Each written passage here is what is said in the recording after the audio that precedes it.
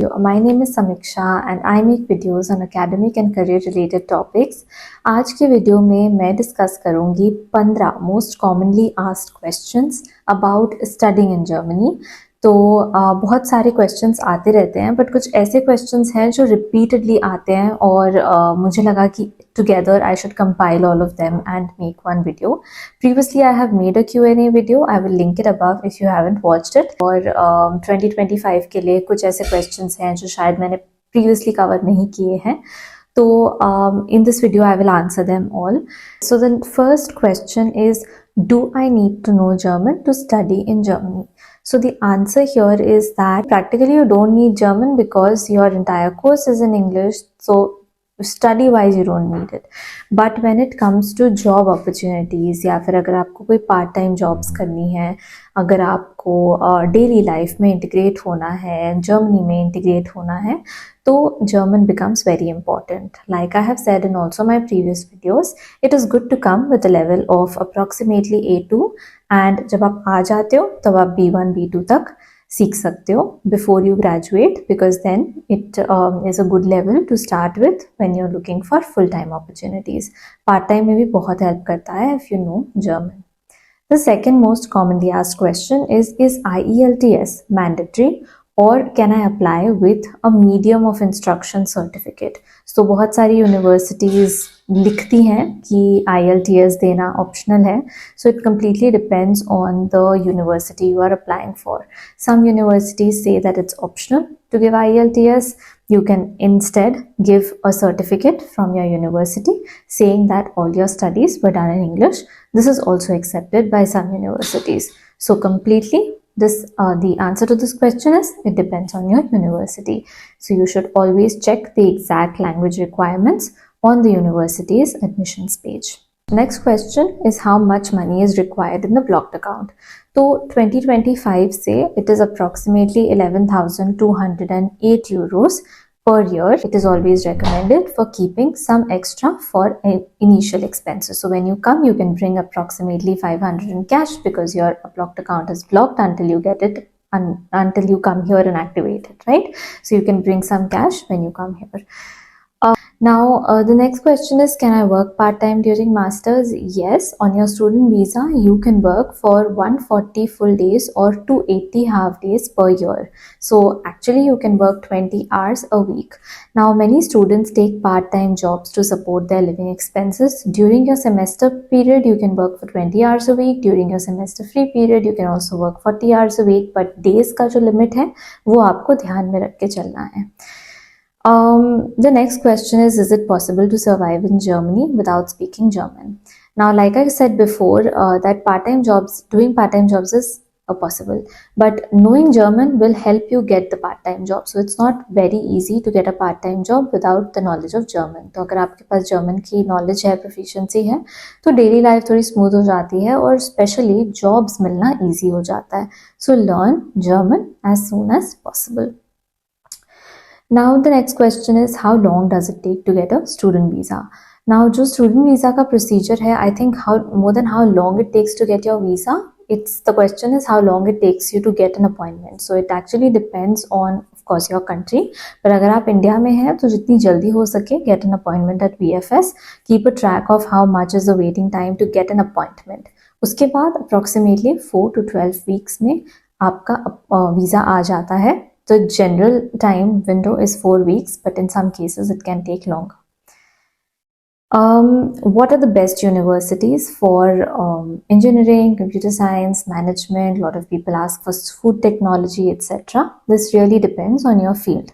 So obviously Germany has a lot of excellent public universities. Some of them are really high in rankings. If you look at LMU, Technical University of Munich, RWTH, Aachen, but generally most public universities offer very good courses and course programs.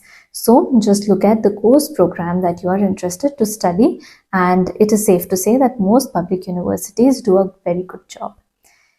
Another question is, are there fully funded scholarships in Germany? So there are some DART scholarships that are very popular in terms of being fully funded.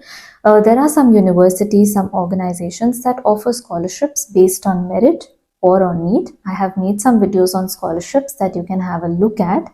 I will link them above. But their fully funded scholarships are few and very competitive. German language again here is very important. Apply with. How to find an accommodation? Very important question. There are two main websites to find an accommodation, WG Gesucht and ImmoScout. I have spoken about accommodations and how to apply for in this particular video that I'm linking above. But apart from that, apply to your student dorm as early as possible. There are also private dorms that you can look for in different cities. They are named differently. Apart from that, you can look for shared apartments on WG Gesucht, and for private apartments, you can look at ImmoScout. Okay, next question is, can I bring my spouse on a student visa? So the answer is yes, you can. You can apply for a family reunion visa, or your spouse can also visit you on tourist visa, which will be limited for a limited, that will be for a limited amount of time, right? However, if you bring your spouse on a family reunion visa, you have to show proof of finances for your spouse separately and also proof of sufficient housing. Okay, very commonly asked question. Is it easy or is it hard to get a job after a master's in Germany? The simple answer to this question is yes. It is difficult to find a job, but this is very highly dependent on a case-to-case basis, also which field you are studying. So there are a lot of good opportunities, but you need to network, you need to do internships, work a lot on your work experience skills, and ideally know German. Fields like STEM and IT have stronger demand generally, but there are a lot of really good opportunities, and German proficiency can really help you stand apart when you are applying for jobs, at least really help you get shortlisted. Work experience here can also be a very big plus point when you are looking for full-time job opportunities. Is health insurance mandatory for students? Yes, it is 100% mandatory. You need either public or private health insurance for your entire stay. Public insurances are mostly recommended. TK is the most popular among students. The one that club is mentioned also. If you take the Expatrios value package, you get the TK insurance, and it is most popular among students. Question number 13. Should I choose the university in a big city or a smaller city? So it totally depends on mostly what kind of a course you want to study. So that should, I think, be the first foremost thing that you should zero on. But big cities have more exposure, job opportunities, but also high competition and higher living costs. Smaller cities, on the other hand, offer cheaper living, lesser competition. So it completely depends on your priorities and what kind of environment you're looking for. I think more focus should be given on what kind of a course you are wanting to study and which university you are selecting. Next question is, how much are the living expenses per month in Germany? So on an average, it totally depends on your rent. So if you're paying a lot of rent, if you're paying probably 700 euros rent, then maybe 150 euros for groceries and 150 for your health insurance. This completely depends on two factors. One, what is your rent, and two, how your lifestyle is. But the major chunk of your living expense will go in rent. So decide your accommodation accordingly. Final question. Will my Indian bachelor's degree be accepted for direct master's entry? So a lot of Indian degrees, bachelor degrees, do not have sufficient credits for example, a 3-year bachelor degree. If you see your credits, then probably you don't fulfill the requirement of the master's program. But in this case, you are given a conditional admit, and on the condition that you will be completing the required amount of credits once you join the master's program, and the international office then supports you of the master's degree, then supports you to complete those credits, to take the appropriate amount of courses and complete those short credits. Apart from that, you can check the ANAPIN database and see whether your university is, if it's H+, minus, and to check if your university is in that list of accepted universities. You can watch my video on APS to know more about this. I will link it above, but these were the most commonly asked questions. I don't want the video to be too long, so I'm briefly answering all of them in one video. Nevertheless, if you'd like me to give more detailed information on any of these questions, then please write it down in the comments, and I will make the next video on that.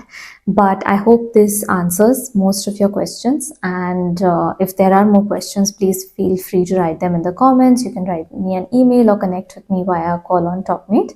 The links you will find in the description below. I will see you in my next video. Until then, bye and take care.